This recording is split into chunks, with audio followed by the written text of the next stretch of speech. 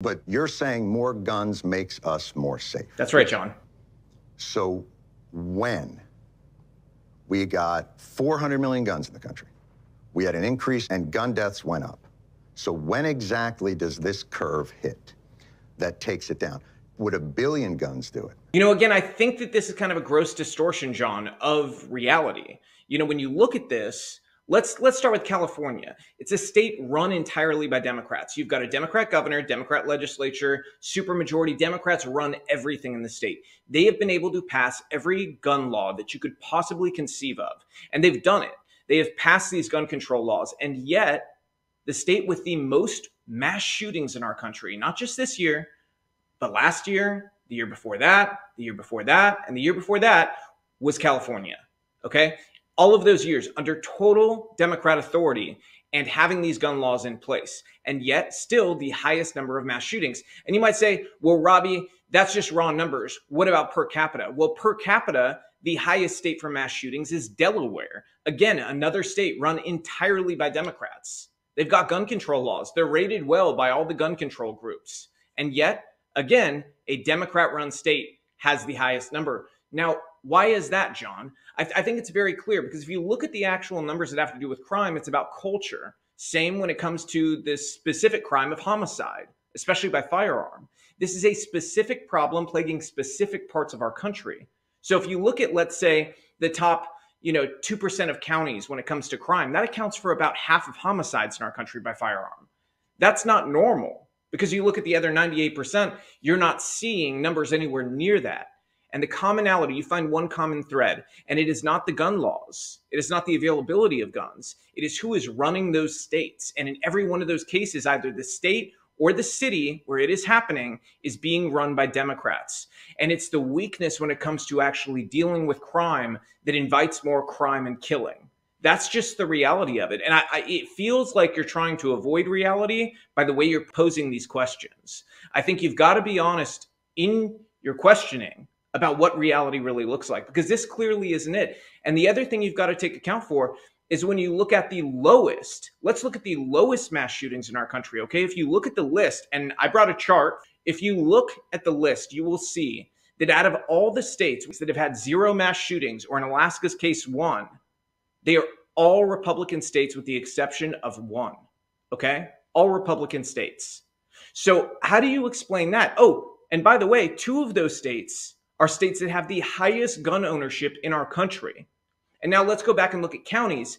I've also brought you this list of counties. These are counties that have the highest gun ownership in our country. And guess what? They have really low violent crime. They have really low homicide by firearm.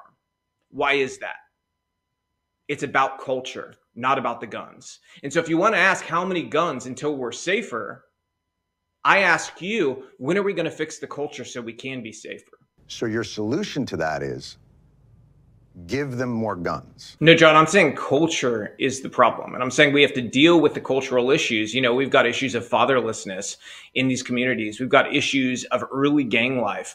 We need to bring in things like trade school opportunities, more after school programs, school choice, to make sure that these kids get the education that they should be getting.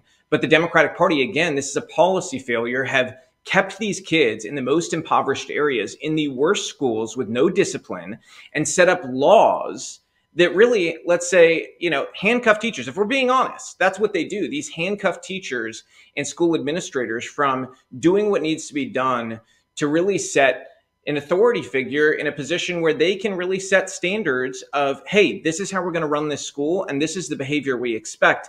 This is why you see these public schools in inner cities just running rampant with crime, low test scores, kids missing school. We've got to fix these problems and make sure that we're not continuing to perpetuate a system that sends kids straight into the public school to gang pipeline, because that's what we're doing. This is a democratic system, the public school to gang pipeline. And then guess where that ends? That ends in homicide death, that ends in drug dealing, that ends in crime, it ends in prison. And eventually it turns into a public school to gang to prison pipeline. And so if you want to fix something, let's fix that, because that's the real problem. If you don't have background checks and you don't have registration and permitting, how do you know who has a problem in terms of the people who you're giving a gun to. John, that is a gross distortion of reality. Almost every gun sold in America is sold through an FFL dealer, and those FFL dealers are required by law to do background checks. So background checks are done for pretty much everybody, unless a grandpa's, signing his gun over to his kid or something like that. There's very rare circumstances where that is not the case.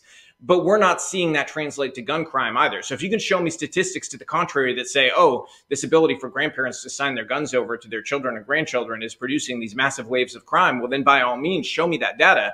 But it doesn't exist. What does exist is our ability to see in the data that background checks do happen with legal gun owners, but again, the vast majority of homicides by firearm are happening in these inner cities, and they're happening with illegal guns many times, okay?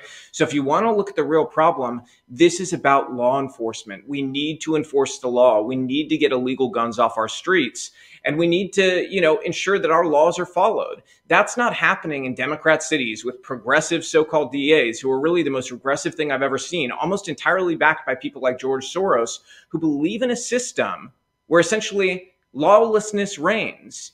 They're not prioritizing going after illegal guns. They're not prioritizing going after the gangs. In fact, in many cases, they're letting people out of prison. I mean, this is sort of a leap away from firearm deaths and everything, but you look at a place like LA, they released over 1,000 pedophiles early last year from prison.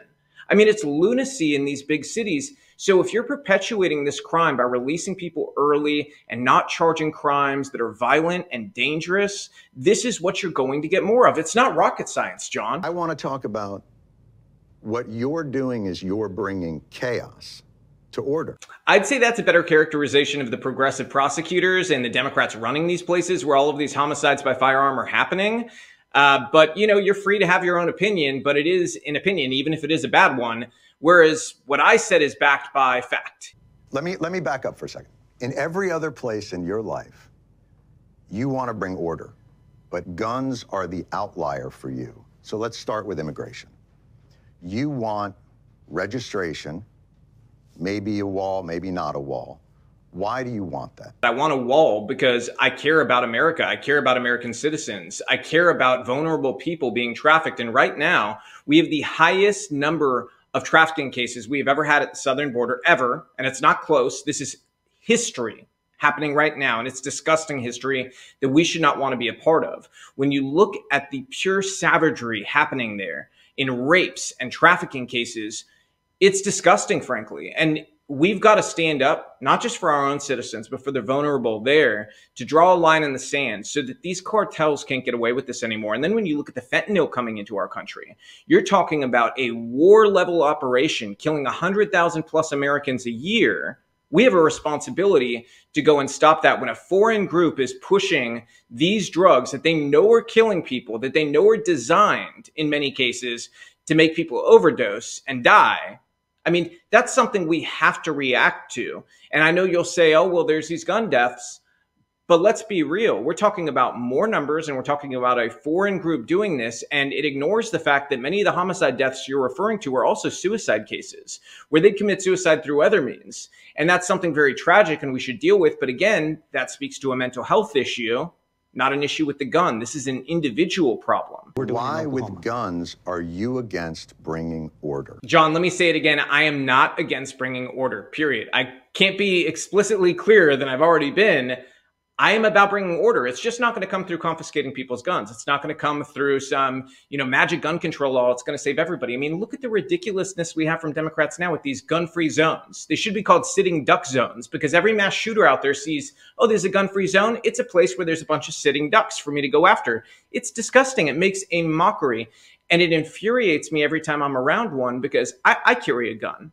And when I see these places, I go, oh, when I go inside, I'm unable to protect innocent people in here should some crazed lunatic come in here and want to kill everybody. So you're actually preventing lawful gun owners from being able to be in that position to step in if there's a serious situation and to neutralize the threat. And so these ridiculous laws are going to fix nothing. In fact, worse than nothing, they're going to make it worse. You're also making it less safe for cops and for people. When the police go to a domestic call, it's the most dangerous call they can go on. Mm-hmm. In your world, if they knew that there were firearms in the house, that's a safer call. Is that what you're saying? John, that's just laughable. You look at, let's take police, okay? Almost every fraternal order of police, every collection of police who get together in a union, they support the Second Amendment wildly. In fact, I don't know of one that doesn't, okay? This is a group of people in law enforcement who understand the necessity of the individual's right to keep and bear arms. Even you would not pretend that police don't support the Second Amendment, because that's basically what you're asserting. You're asserting police don't support my right to own a gun. That's just ludicrous. You want to say I'm a Second Amendment purist and I'm making it safer. You're not. You're making it more chaotic. And that's not a matter of opinion. That's the truth. I'm standing by the Second Amendment. I'm standing by citizens' right to keep and bear arms, because I know what happened to my family in a country where they didn't have the right to keep and bear arms. And communists were able to steal everything, including their home, everything they ever worked for, and give them the boot to some place they'd never been to, where they had to learn a new language. And thank God America was there. But guess what? There is not another country for me or my children to run to, okay? This is it. America is the last stand for freedom. If we're not free here, and we don't have this right here, we have it nowhere. And so, yes, I am not running away from this. I am standing for the Second Amendment proudly, because this is how you keep and save a republic, and you don't fall into the hands of communists. I'll go you one further. You want to ban drag show readings to children. Why? That should be a very simple one, John. It's wildly inappropriate for grown men to dress up as women in the first place, doing woman face. But let's go a step further. They're doing these sexual dances for kids, okay? I don't think that's appropriate, whether it's a stripper or a man dressed up as a woman. It is wrong, and anybody with a sense of any morality knows that it's wrong. You should know it's wrong. And the question you should be asking is to these people doing these drag shows for kids, asking them, why is it you, as an adult male dressing up as women, why do you want to go shake your body and do sexual simulation in front of children? I think that's creepy. I think that's the question we should be asking, is why people want to try to do this. And it's something that if you and I had this conversation 10 years ago, you're telling me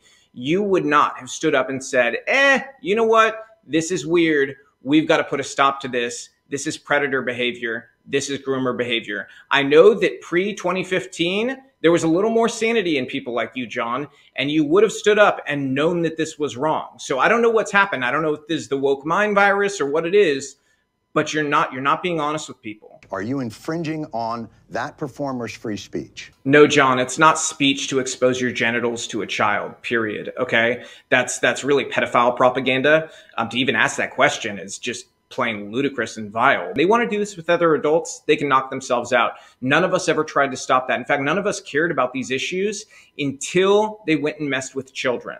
Stop messing with kids, okay? Nobody's out there just trying to control your life because you like to dress up as a woman, okay? You want to do that at your house, that's your business. Don't go and force this onto children. Don't go do shows where you dress sexually for them, and nobody's going to bother you. It's very simple, John. What you're telling me is you don't mind infringing free speech to protect children from this amorphous thing that you think of. But when it comes to children that have died, you don't give a flying fuck to stop that, because that shall not be infringed. Frankly, John, that's a disgusting thing to say. I'm a father with 3 kids, and I just have to tell you, shame on you. Shame on you. Disgusting to say that we don't care about children dying. I just pointed out to you throughout this interview all the problems that there are that cause these gun deaths. And if you're unwilling to look at the data and actually see what the problem is, we're never going to fix this. I'm telling you what the problem is, and let's pretend that you're right, okay? Even in a world where you were right, you know that these problems exist that I'm talking about when it comes to culture and mental health, and at the very least, Democrats could be meeting in the middle to fix these problems, but they refuse to, and instead rail on about the need for national gun control, despite the fact that gun control has failed in California, it has failed in Delaware, it has failed everywhere it's tried, and on a global level has killed hundreds of millions of people when you've seen communists and left-wing authoritarians take people's rights to own a gun away. That is what's disgusting, and that's something that I find unforgivable.